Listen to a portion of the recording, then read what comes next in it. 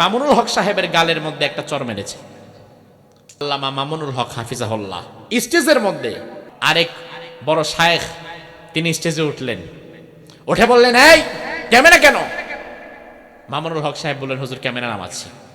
আগে নামাও নাই কেন? এগুলো হারাম না? এই কথা বলে এবার মামুনুল হক সাহেবের গালে আলতো করে একটা চপেট আঘাত করলেন।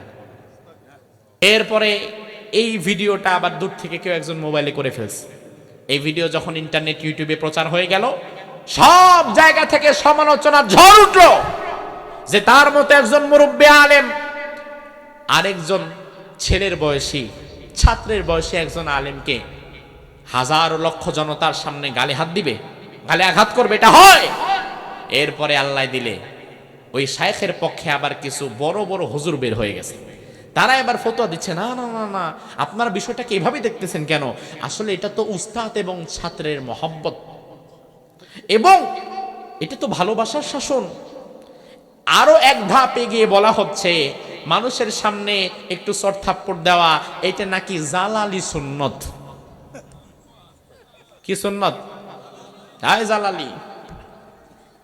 জালালি মানে হচ্ছে গরম। জালালি মানে কি? কথা বলেন না। জালালি মানে কি? রাসূলুল্লাহর সুন্নত তো জালালি না, বরং রাসূলুল্লাহর সুন্নত হবে জামালি। জামালি মানে সুন্দর, ঠিক কিনা? রাসূলুল্লাহর লক্ষ লক্ষ সাহাবায়ে কেরাম, এর মধ্যে কোন সাহাবীকে রাসূল কোনদিন ভরা মজলিসে একটা থাপ্পড় মারছে এমন একটা হাদিস আপনারা পেয়েছেন? রাসূলুল্লাহ সবচাইতে কাছের সাহাবী, সবচাইতে কাছের রাসূলুল্লাহর সাথে 10 বছর খেদমত করে খাদেম হিসাবে ছিল আনাস বিন মালিক রাদিয়াল্লাহু আনহু। আনাস বলে, আমি তো 10 বছর মুহাম্মদুর রাসূলুল্লাহর সাথে ছিলাম। 10 বছরে আমার রাসূল কোনদিন আমাকে আঘাত করা, বকা দেওয়া তো দূরে থাক, কোনদিন আমার দিকে চোখ রাঙিয়ে চোখ মোটা করেও তাকান নাই। এটাই হচ্ছে রাসূলের সুন্নাহ। আর তোমার যে হুজুর স্টেজে হাজারো মানুষের সামনে আরেকজনের গালে আঘাত করতে পারে, বিশ্বাস করো ওটা রাসূলুল্লাহর সুন্নত না, ওটা তোমার হুজুরের ব্যক্তিগত আক্রমণ, ঠিক না?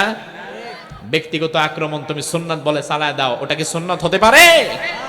দিন একটা শব্দ, কায়েম আরেকটা শব্দ, তাইলে দিন কায়েম শব্দ কয়টা? দিন মানে ইসলাম। দিন মানে কি? এই যে এবার আপনি বলবেন, হুজুর দিন মানে যে ইসলাম, এটা পাইলেন কই? এটা মনে হয় এখন বানাইছেন। আমার ভাইরা, কোরআন আমার সামনে দিন মানে যে ইসলাম, এবার আমি আপনারে প্রমাণ দেই, কারণ আল্লাহ নিজেই বলেছেন, ইন্নাদ-দীনা ইনদাল্লাহিল ইসলাম। আল্লাহ নিজেই বললেন, আমি আল্লাহর কাছে গ্রহণযোগ্য মনোনীত একমাত্র দিনের নাম হচ্ছে ইসলাম। জোরে কোন কি? তাইলে দিন শব্দের অর্থ হচ্ছে ইসলাম। আর কায়েম, কায়েম মানে হচ্ছে প্রতিষ্ঠা করা, স্টাবলিশড করা। কোন জিনিস কোন জায়গায় প্রতিষ্ঠা আছে না নাই এটা বুঝবেন কিভাবে? যখন দেখবেন ওই জিনিসের বিপরীতে করলে মানুষ বাঁকা ভাবে তাকায়, তাচ্ছিল্য করে, হাসাহাসি করে। যেমন বাংলাদেশে এই যে আজকের মাহফিলেও মাশাআল্লাহ আমরা অনেকে লুঙ্গি পরে আসছি না? কথা কয় না? লুঙ্গি আছে না? লুঙ্গি পরে এসেছেন। এখন বাংলাদেশে কেউ যদি লুঙ্গি পরে রাস্তায় বের হয়, মানুষ কি তারে দেখে হাসাহাসি করে? করেন? করেন আপনারা? এবার আপনি চলে গিয়েছেন ফ্রান্সে, চলে গিয়েছেন আমেরিকার নিউ ইয়র্ক সিটিতে।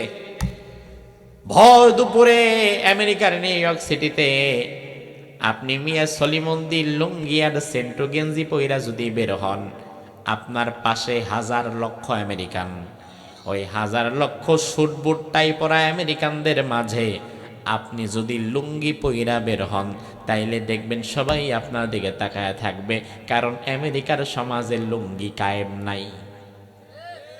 বুঝাইতে পারতেছি আমি বিষয়টা? কিন্তু লুঙ্গিটা আপনার সমাজে কায়েম আছে। লুঙ্গিটা লুধিয়ানাতে কায়েম আছে, লুঙ্গি নোয়াখালীতে কায়েম আছে, লুঙ্গি কুমিল্লায় কায়েম আছে, লুঙ্গি চট্টগ্রামে কায়েম আছে। এই জন্য আপনি যদি কুমিল্লা থেকে চট্টগ্রামে লুঙ্গি পইরা চলেও যান, বাসের মধ্যে লুঙ্গি পরছেন কেন সেই জন্য আপনার দিকে কেউ তাকাবে না, কারণ এই অঞ্চলে লুঙ্গি পরা কায়েম আছে। কিন্তু আপনি যদি লুঙ্গি পরে আমেরিকা নিউ ইয়র্ক সিটিতে বের হন, তাইলে সবাই আপনার দিকে তাচ্ছিল্যের নজরে হাসাহাসি করবে, তাকাবে, কারণ আমেরিকাতে লুঙ্গি কায়েম নাই। কথা কয় না। তার মানে যেই সমাজে যেটা কায়েম আছে বা কায়েম নাই, এটা বোঝার উপায় হচ্ছে ওই সমাজে তার বিপরীত যদি কেউ করে তার সবাই হাসাহাসি করে, তার দিকে মানুষ বাঁকা নজরে তাকায়। আমার ভাইরা, আমেরিকাতে নারীরা ছোট ছোট অশ্লীল ড্রেস পরে রাস্তায় বের হয়, এমন ছোট ড্রেস পরে বের হয় শরীরের 90% বডি পার্টস খোলা থাকে আর 10% ঢাকা থাকে। এজন্য আমেরিকায় যদি 90% বডি পার্টস খুলে কেউ যদি রাস্তায় হাঁটে, তার দিকে তাকাবে না মানুষ, কারণ আমেরিকার পরিবেশে সেটা কায়েম আছে, সেটা স্বাভাবিক।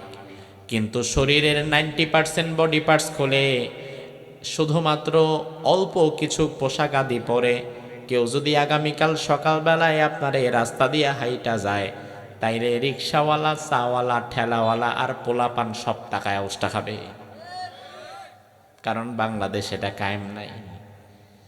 আমার ভাইরে তো উদাহরণ দিলাম, এবার আমি আপনাকে বোঝাই বাংলাদেশে দিন কায়েম আছে না না।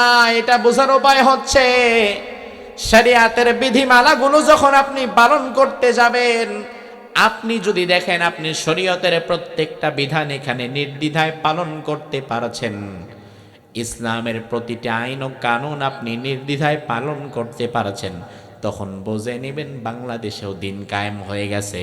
আর যদি দেখেন ইসলামের বিধিবিধানগুলো আমি বাংলাদেশে শান্তিমতো পালন করতে পারছি না, তখন বুঝবেন বাংলাদেশে এখনো পর্যন্ত দিন কায়েম হয় নাই। এবার বাংলাদেশে দিন কায়েম হয়েছে কিনা আমি ধরেন আমি জানি না, আমি আজকে নতুন আসছি, আমি আপনাদের থেকে জানতে চাই, জবাব দিবেন। আমার 56,000 বর্গ মাইলের বাংলাদেশে ইসলাম প্রতিষ্ঠা হয়েছে তো? যারা কথা কয় না তারা মনে হয় আল্লাহ দিলে প্রতিষ্ঠা করে ফেলছেন। আবার জবাব দেন, আমার 56,000 বর্গ মাইলের এই বাংলাদেশ, যেই বাংলাদেশে 54 বছর যারা ক্ষমতায় ছিল তারা সবাই মুসলমান, কারণ 54 বছরে বাংলাদেশে মূল ক্ষমতায় কোনো হিন্দু বসে নাই, খ্রিস্টান বসে নাই, ইহুদি বসে নাই, নাসারা বসে নাই। 54 বছরে বাংলাদেশ যারা পরিচালনা করলো সবাই মুসলমান। তাইলে মুসলমানেরা একটা ভূখণ্ড 54 বছর পরিচালনা করেছে, তাহলে কথা ছিল মুসলমান থাকবে যেখানে, আল্লাহর দিন থাকবে সেখানে। এখন 54 বছরের বাংলাদেশে দিন কায়েম আছে না নাই আমি জানি না, আমি আপনার থেকে জানতে চাই, আপনি জবাব দেন, বাংলাদেশে দিন কায়েম আছে না নাই? বাংলাদেশে ইসলাম কায়েম কায়েম কায়েম, ইসলাম প্রতিষ্ঠা কি বাংলাদেশে আছে না নাই? নাই মানে এই যে মাহফিল হচ্ছে, এই যে আমরা কোরআনের কথা বলছি, নাই মানে কি? এই যে মসজিদে নামাজ হচ্ছে, ফজরের সময় আপনি মসজিদে যাবেন, নামাজ পড়বেন, নাই মানে কি?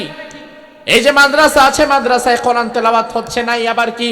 তাইলে আমার মসজিদে তো দিন কায়েম আমার মসজিদে তো দিন চলে, আমার মাদ্রাসায় দিন চলে, আমার মাহফিলে দিন চলে, নাইটা কোথায়? তার মানে বাংলাদেশে আল্লাহ দিলে দিন কায়েম আছে, ও তাও নাই। তার মানে আরো বড় বড় কিছু জায়গা বাকি আছে, আছে। বেশি দূর যাওয়া দরকার নাই, ও ভাই আমার, বেশি দূর যাওয়া দরকার নাই। বাংলাদেশে দিন কায়েম আছে কিনা বোঝার জন্য আপনাদেরকে আমি বেশি দূরে নিব না। এখান থেকে মেন রোড কয় কিলোমিটার? আধা কিলোমিটার, ঢাকা চট্টগ্রাম হাইওয়ে। আমার ভাইরা, এখান থেকে 2 কিলোমিটার গেলেই হয়তো আপনি ঢাকা চট্টগ্রাম হাইওয়ে পেয়ে যাবেন। দিন কায়েম আছে না? এবার একটু বোঝাই। ইসলামের বিধান হচ্ছে আমরা যখন পথ চলবো, পথ অতিক্রম করব, ইসলামের বিধান হচ্ছে তুমি যখন পথ চলবা, পথ দিয়ে হাঁটবা, পথ দিয়ে যাওয়া আসা করবা, তোমার আমার যাওয়া আসার দিকটা থাকতে হবে ডান দিক না বাম দিক? কথা কয় না। ডান দিক না বাম দিক? ডান দিক। রাসূল নিজেও বলেছেন তোমরা ডান দিক দিয়ে চলো। এই জন্য যে যখন হাঁটবে সে তার ডান দিকের রাস্তাটা বেছে নিবে। এবার আপনি আল্লাহ দিলে রাসূলের এই হাদিস পড়েছেন, রাসূলের সুন্নাত আপনি পালন করবেন। যেহেতু রাসূল বলেছেন ডান দিক দিয়ে চলো, যে যার ডান দিক দিয়ে চলবে, প্রত্যেকেই তার ডান পাশটা বেছে নিবে। এবার এই হাদিস অনুযায়ী আপনি যখন 2 কিলোমিটার পর ঢাকা কুমিল্লা ঢাকা চট্টগ্রাম হাইওয়েতে উঠলেন, এবার ওঠার পরে আল্লাহ দিলে আপনি ডান দিক দিয়ে যদি আপনার গাড়িটা চালায়া যান, তাহলে সেটা কোন সাইড? কোন সাইড? যদি ট্রাফিক পুলিশ আপনারা দেখে তাইলে সুমা দিবে না মামলা দিবে? অথচ আপনি তো সুন্নত পালন করতে আসলেন, দরকার ছিল আপনার কপালে একটা সুমা দেওয়া। এবার ট্রাফিক পুলিশ আপনারা ধরবে, এ বেটা মোটরসাইকেল নিয়ে উঠলি, রং সাইডে কেন, ডান দিকে কেন আসছ? ডান দিক তো বলবে না, বলবে রং সাইড। কোন সাইড? কোন সাইড? রং সাইড মানে কি? রং মানে কি? রং রং মানে ভুল। আপনি একবার চিন্তা করেন, আপনার রাসূলের সুন্নত যেটা মানুষের তৈরি করা আইন, ওটারে বানায় দিছে ভুল।